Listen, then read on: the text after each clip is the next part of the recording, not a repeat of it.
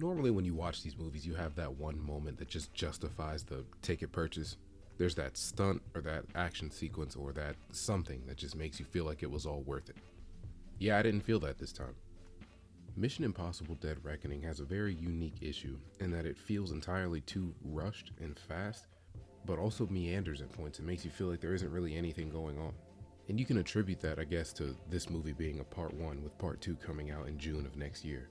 But in my opinion, I'm not really a fan of making movies like that. I think if you're gonna do a part one and a part two, then each part should feel like contained, complete stories separately that build on each other and complement each other. Take, for instance, Infinity War and Endgame. I use those examples a lot because they did it perfectly. When you watch Infinity War or Endgame, you get a complete story. There's a whole story told within that movie. Now, maybe you don't understand the complete workings of every character interaction because you didn't watch every other MCU movie, but by and large, those two movies stand by themselves even though they complement each other. And with Dead Reckoning Part 1, I just don't feel that way. And don't get me wrong, there are fun moments in the movie that might distract you from the fact that the plot isn't really moving, with the airport scene in particular standing out for me as probably the most fun I had during this Part 1. There just isn't enough to save the movie overall. Of course, if you just like watching Tom Cruise and the entire cast of characters, then that's fine. You have every reason to watch the movie. But if you were to take away this cast of characters and replace them with completely new actors, completely new characters, this is a completely different movie, I don't think that it would perform that well. There's a history with these movies of trying to up the stakes and do bigger and better stunts each and every outing. And I understand that that's an impossible standard to hold. I mean, at some point it's going to hit a ceiling. I feel like there's a lack of creativity within the action scenes that we're presented with. A lot of the promotional material that I saw behind Dead Reckoning was showing Tom Cruise ride a dirt bike off a mountain, off a cliff, basically. And while that's cool, don't get me wrong, Tom Cruise takes it far and above what a lot of other actors will. It just isn't very new or interesting considering what we've seen this character do before. Like scaling the Burj Khalifa with failing technology while a sandstorm approaches.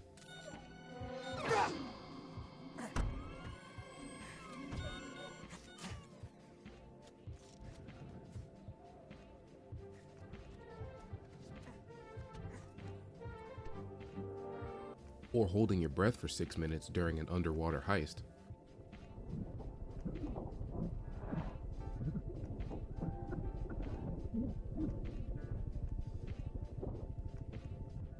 Or hanging off the side of a plane as it's taking off. Benji, open that door right now! Yeah, I'm trying.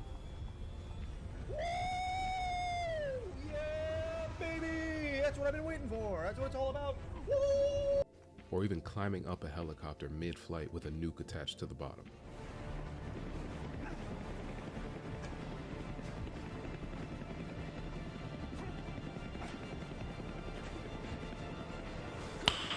Nice. And everything I just mentioned was only from the previous 3 movies, not even the rest of this series. So when you compare that to a dirt bike just driving off a cliff, it seems kind of disappointing. I mean, it's alright, like, overrated as fuck, in my opinion. I mean, and you know what, though? That's typically how the bullshit goes, you feel me? Not to mention the car chase that happens earlier in the movie, which is like 5 minutes too long. It just goes and goes and goes to the point where you're just waiting and hoping that it stops. Which is a shame because Mission Impossible isn't really known for its groundbreaking, world-shattering twists and turns in terms of story. It's very reliant on visual spectacle in order to keep you invested in the plot. Now, in terms of the villain, this is probably the most invested I've been since Mission Impossible 3. And I normally don't like when movies try and take actual things that are happening in the real world and incorporate them into their plot. And, it seems very manipulative. That might be the wrong word. I can't really think of a better one right now. But it seems like they're pandering in order to boost engagement with the movie. But I'm fine with it here because Mission Impossible has always had that element of cool and interesting technology. And to twist that around and make that the antagonist is something that is welcome. There is a secondary antagonist who relates to Ethan Hunt's past. They kind of talk about it a little bit in the movie where he killed some partner of Ethan's back before he joined the IMF. And I don't know if I missed that in an earlier movie. I probably did, but in this movie I just found myself not caring about it. like it makes sense to tie it into Ethan so that there's more of a reason to go after him, but it just really didn't add anything to the story for me. He was portrayed very well though. It was a very solid acting across the board in this movie. But yeah, put simply, the action wasn't really there, the stunts weren't really there. This is the first time where I've actually felt that Tom Cruise is that 61-year-old man. For some reason, he just seems slower. And I don't know if it has to do with the production. I don't really know. He just doesn't seem as fast and as visceral, I guess, as he did even in Fallout.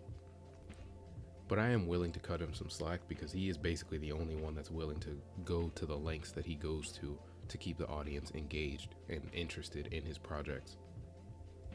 I have a feeling that part 1 is heavily reliant on part 2, and that when part 2 comes out, I'll never watch part 1 again, unless I'm binging part 1 and 2 together.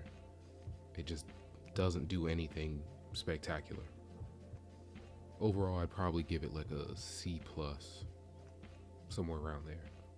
But yeah, thank you for watching, and I will catch you next time.